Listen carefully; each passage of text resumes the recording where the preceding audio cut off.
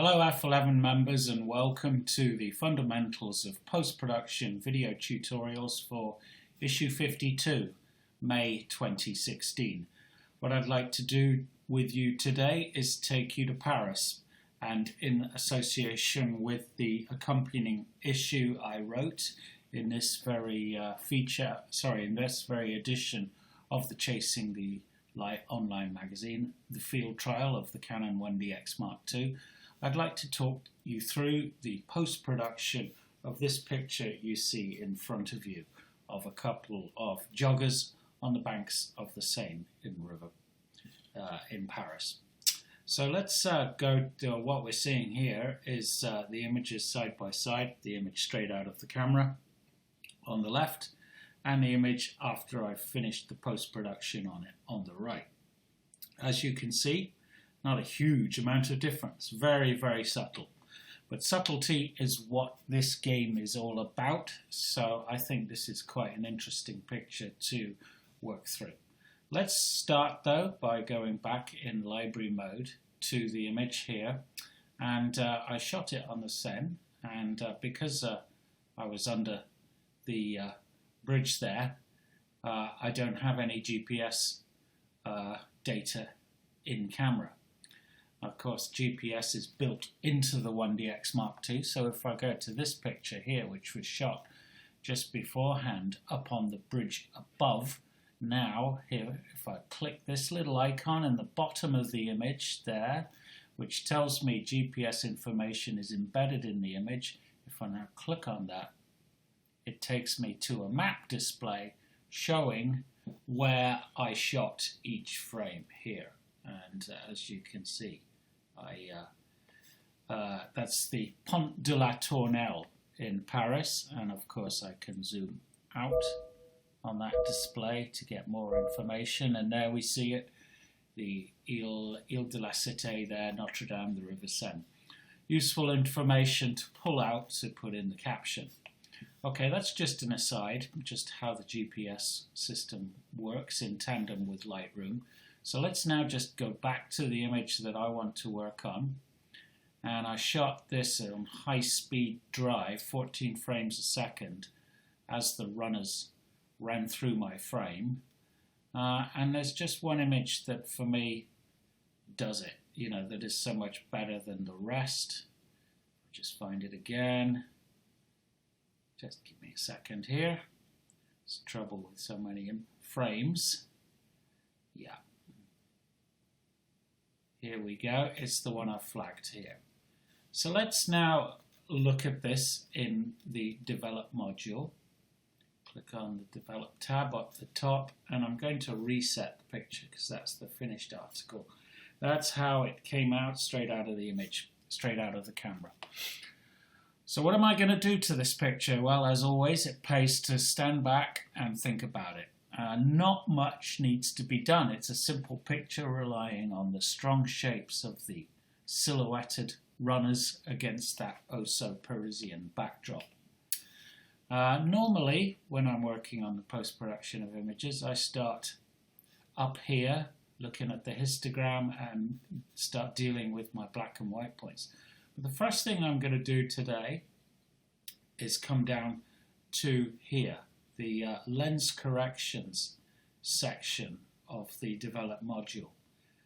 Here you see. Now it's one thing to remember with Lightroom, the order you do things makes absolutely no difference.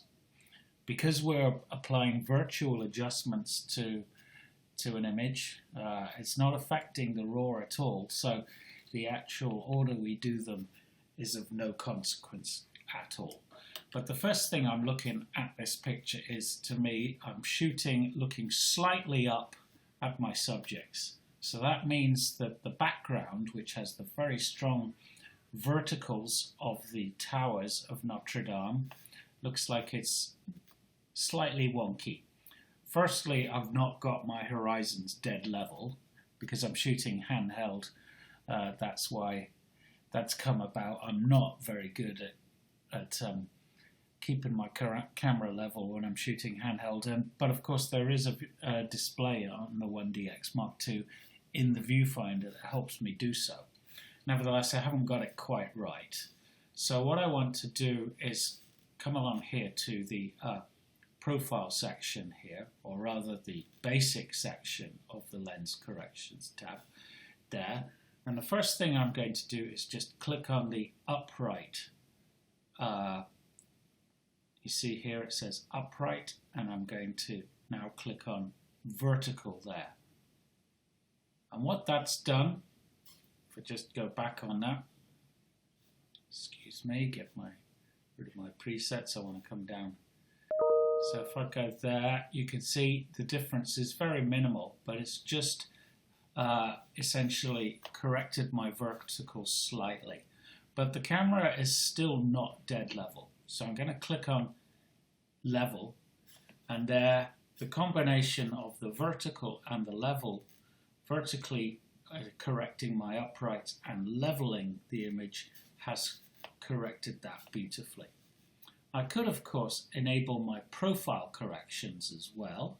Now what that does is if I click this box on and off, I've shot this picture, as you can see up here, from these details, ISO 100, 85mm lens at an aperture of f1.2. Now that lens is a very fast lens, that's a very wide aperture, and I love that minimal depth of field to this lens when using it wide open. It's all part of the appeal. But of course, wide open, the lens what's called vignettes a bit, i.e. the coverage in the middle of the frame is much brighter than at the edge. And if I click on enable profile corrections here, in fact if I go to profile, you can see it there says it recognizes the profile and it recognizes the camera and the lens and applies profile corrections to deal with that vignetting, that bright hot spot in the center of the frame. That's all well and good, but actually for this picture I prefer it without my profile corrections. I quite like having a hot spot with darker image edges. It's not always a case of always using that profile correction, so I'm not going to do that. But often when we have a situation with a very dark background against a very bright background, we can sometimes get color fringing. Now with this magnification, I see no problem with this picture at all. With cheap wide angle lenses, for example, it can often be a problem. But I'm just going to zoom in to 3 times magnification, and at that kind of magnification, I can just see around the edge of the girl a little bit of fringing. So what I'm going to do now is go in my lens corrections tabs to color there, and I'm just going to come down here.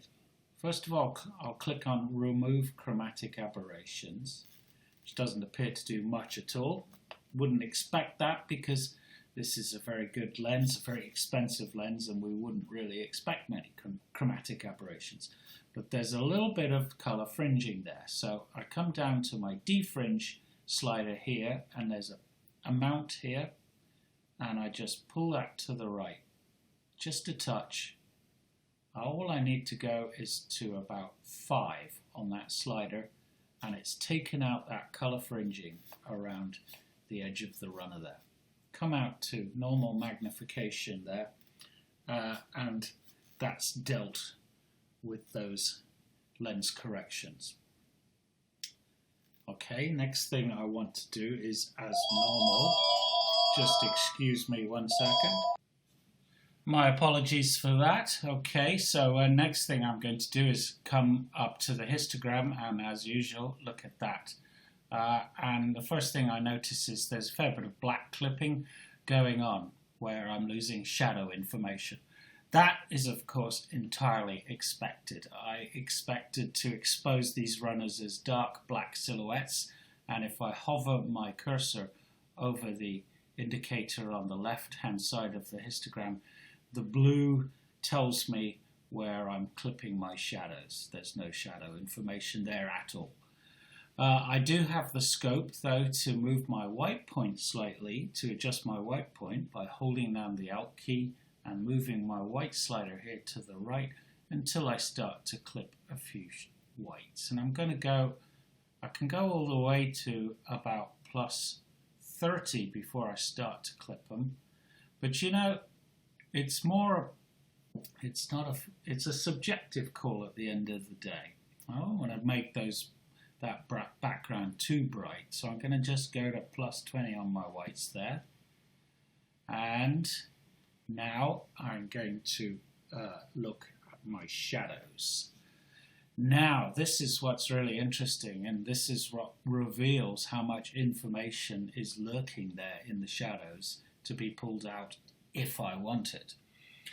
The 1DX Mark II has quite impressive shadow detail, and what I can do is by moving the shadow slider to the right, I can bring out all this information. If I go all the way, look at that, it's incredible. It looked completely black there in the figures, and yet if I recover the shadows all the way, it's almost as if I've lit them with a flash from within the tunnel. That is interesting, but at the end of the day, it's not the picture I want. It looks unnatural to me to have that kind of detail in those runners there. I think it's far stronger with them as shapes. So I'm going to pull those shadows back again. If you now look just not at the runners, but also the detail in the brickwork and in the tunnel as well, I can bring all that detail out if I want to. Again, it's a subjective call. I want to bring up just a touch of detail in this brickwork here, and maybe a hint in the runners, but not too much. So I'm going to go to about plus just over 50 to give me a hint of detail there. And that's how I want those shadows to look. Always remember, there is beauty in a rich black. Not every shadow has to be filled in to the nth degree. Okay, now I'm just looking at the background, and the background itself, the brightest part of the background, looks too bright to my eyes. So I'm just going to pull it back using the highlights to about minus 40. Just darkens down that background there. I'm getting there really with this picture. I just want to add a bit of vibrance. I'm going to go to about plus 15 there. And as usual, sharpen the picture. Click on Sharpen Scenic. And now come down and adjust my masking by holding down the Alt button and moving the masking slider to the right. I just want the masking to apply to the sky really. So about plus 9's right. And that's it. That's the picture. That's done and dusted.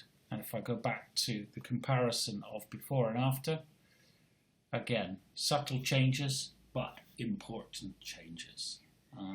The biggest thing is that it's richer in the background. We've got a touch of detail in the shadows, but not too much. You can see the detail in the foreground of the tunnel floor here as well is better. It makes the strength of the shapes of the runners have more impact, and we've corrected the annoying verticals not being quite true in the background. So that's that. Thank you very much. We're going to continue working on another image from Paris in part 2. We'll see you there.